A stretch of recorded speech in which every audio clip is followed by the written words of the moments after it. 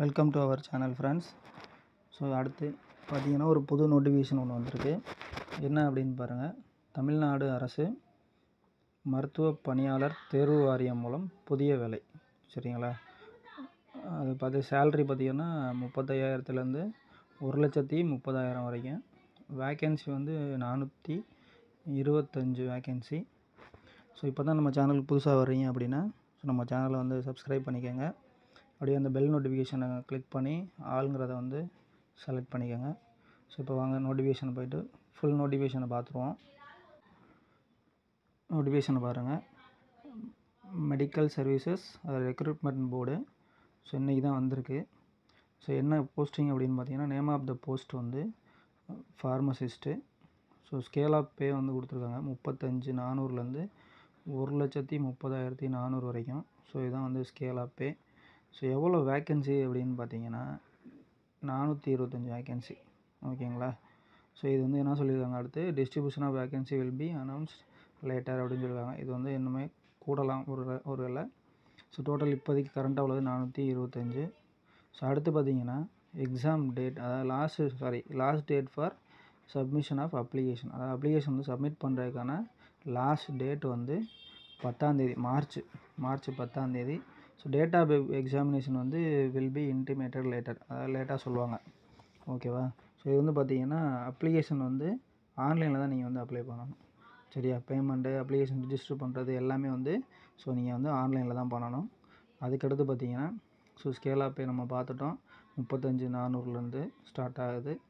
ஓகேவா? அதுக்கடுத்து reservation details கொடுத்துருக்காங்க. ஸோ இது வந்து நோட்டிஃபிகேஷன்லேயே பார்த்தீங்கன்னா இருக்கும். அடுத்து ஸோ நெக்ஸ்ட்டு பார்த்தீங்கன்னா ஏஜ். ஸோ ஏஜ் வந்து பார்த்திங்கன்னா ஃபார் ஆல் கேட்டகரிஸ். ஸோ எல்லாத்துக்குமே வந்து மினிமம் ஏஜ் வந்து 18 இயர்ஸ் அப்படின்னு சொல்லிட்டாங்க. ஓகேவா? ஸோ மேக்ஸிமம் ஏஜ் வந்து பார்த்திங்கன்னா 59 இயர்ஸ். ஓகே, யாருக்கு அப்படின்னா SC, ST, MBC, DNC. So அவங்களுக்கு எல்லாத்துக்குமே வந்து 59 இயர்ஸு. அதே மாதிரி டிஃப்ரெண்ட்லி ஏபிள்டு பர்சன், அதுக்கப்புறம் எக்ஸ் சர்வீஸ்மேன், அவங்களுக்கும் அதே தான். ஸோ இதில் வந்து ஏஜ் குவாலிஃபிகேஷன் வந்து பார்த்திங்கன்னா யாருக்கு சேஞ்ச் ஆகுது அப்படின்னா ஓசி கேட்டகரி. ஓகேவா? ஸோ அவங்களுக்கு மட்டும் தான் சேஞ்ச் ஆகுது. ஸோ அது 32, 42, 15 இருக்குது. ஸோ அதை கொஞ்சம் செக் பண்ணிக்கோங்க நீங்கள். ஓகே. ஸோ அதுக்கடுத்து வந்து பார்த்திங்கன்னா எஜுகேஷ்னல் குவாலிஃபிகேஷன். ஸோ என்ன எஜுகேஷ்னல் குவாலிஃபிகேஷன் இந்த இதுக்கு எக்ஸாமுக்கு அப்படின்னு பார்த்தீங்கன்னா, ஸோ என்ன சொல்லியிருக்காங்க பாருங்கள். Pharmacist name of the post.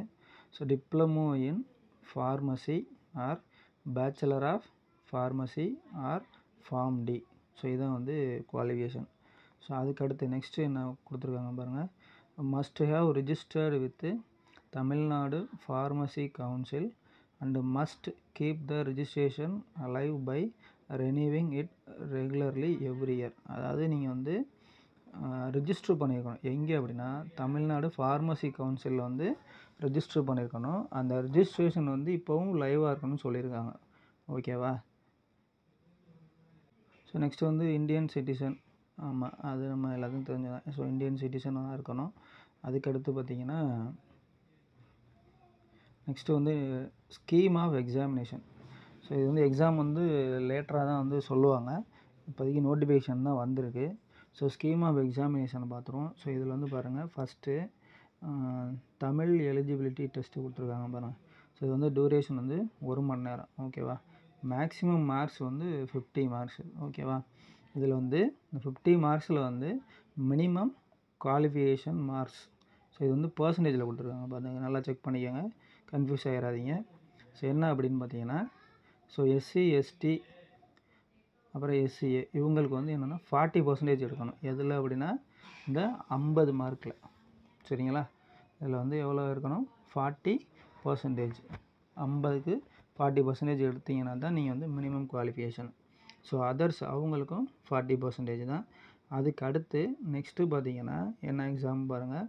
அதுக்கடுத்து என்ன கொடுத்துருக்காங்க, computer based examination for pharmacist. அதாவது கம்ப்யூட்டர் பேஸ்டு எக்ஸாமாக இருக்கும். அது வந்து பார்த்திங்கன்னா 2 ஹவர்ஸு. அது வந்து என்னது 2 ஹவர்ஸு. ஸோ அதுக்கு மேக்ஸிமம் மார்க்ஸ் வந்து பார்த்திங்கன்னா 100 மார்க்ஸ் தான் மேக்ஸிமம் மார்க். ஸோ அதில் வந்து குவாலிஃபிகேஷன் வந்து பார்த்திங்கன்னா மினிமம் குவாலிஃபைங் மார்க் எவ்வளோ எடுக்கணும் அப்படின்னா 30%. ஓகேவா? ஸோ 30% ஆஃப் மார்க் எடுக்கணும். அதர்ஸ் கேட்டகரி வந்து 35% மார்க் எடுக்கணும். ஓகேவா? ஸோ இதை வந்து நல்லா பார்த்துக்கோங்க. ஓகே. ஸோ நெக்ஸ்ட்டு வந்து பார்த்தீங்கன்னா என்ன கொடுத்துருக்காங்க பாருங்கள். அதாவது என்ன அப்படின்னா, இந்த question paper will be standard in diploma level in pharmacy. அடுத்து இந்த question paper will be set in English only. சரிங்களா, English only and will contain 100 objective type of question. Syllabus வந்து எங்கே ரெஃபர் பண்ண சொல்லியிருக்காங்க அப்படின்னா அனெக்சர் 9. இந்த நோட்டிஃபிகேஷன்லேயே வந்து அனெக்சர் 9ல் வந்து பார்த்தீங்கன்னா இந்த சிலபஸ் கொடுத்துருக்காங்க. ஓகேவா. அடுத்து நெக்ஸ்ட் என்ன சொல்லியிருக்காங்க, there will be no negative mark. Negative mark கிடையாது. எதுக்கு அப்படின்னா ராங் ஆன்சர். ஸோ நீங்கள் தப்பாக எழுதிட்டீங்கனாலும் வந்து அதுக்கு வந்து நெகட்டிவ் மார்க்கு கிடையாது. And there will be no oral test. Oral டெஸ்ட்டும் கிடையாது அப்படின்னு சொல்லிட்டாங்க. ஓகே. அடுத்து ஒரு முக்கியமான ஒரு போனஸ் டிப் கொடுக்க போகிறோம். என்ன அப்படின்னு பாருங்கள். அதாவது கோவிட் டியூட்டி இன்சென்டிவ் மார்க்ஸ். அதாவது நீங்கள் கோவிட் டயத்தில் வந்து நீங்கள் வந்து டியூட்டி பார்த்துருந்தீங்க அப்படின்னா உங்களுக்கு வந்து மார்க்ஸ் வந்து அடிஷ்னலாக கொடுக்குறாங்க. ஓகேவா. ஸோ அதான் இங்கே மென்ஷன் பண்ணியிருக்காங்க. ஸோ அதுக்கான டீட்டெயில் வந்து இதில் இருக்குது, அப்படியே பார்த்துக்கோங்க. சில பாருங்கள் 2 மார்க்ஸ் கொடுக்குறாங்க. சரியா. அடுத்து பார்த்தீங்கன்னா 3 மார்க்ஸ், அப்புறம் 4 மார்க்ஸ், அடுத்து 5 மார்க்ஸ் வரைக்கும் கொடுக்குறாங்க.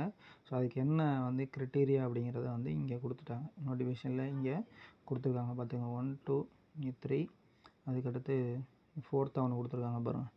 சரியா. ஸோ இதை வந்து ரெஃபர் பண்ணிக்கோங்க.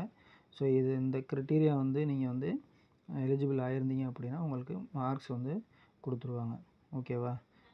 ஸோ நெக்ஸ்ட் வந்து பார்த்திங்கன்னா இந்த Covid duty certificate issuing authorities. அதாவது நீங்கள் டியூட்டி பார்த்ததுக்கான அந்த வந்து அத்தாரிட்டிஸை வந்து நீங்கள் வந்து சைன் வாங்கி நீங்கள் வந்து சப்மிட் பண்ணுற மாதிரி இருக்கும் இந்த ஆன்லைன் அப்ளிகேஷனில். ஓகே. நெக்ஸ்ட்டு வந்து சென்டர் வந்து கொடுத்துருக்காங்க. சென்டர் வந்து பார்த்திங்கன்னா ஸோ 38 டிஸ்ட்ரிக்ட்லேயும் வந்து பார்த்திங்கன்னா சென்டர் வந்து கொடுப்பாங்க. ஓகேவா. Exam centre.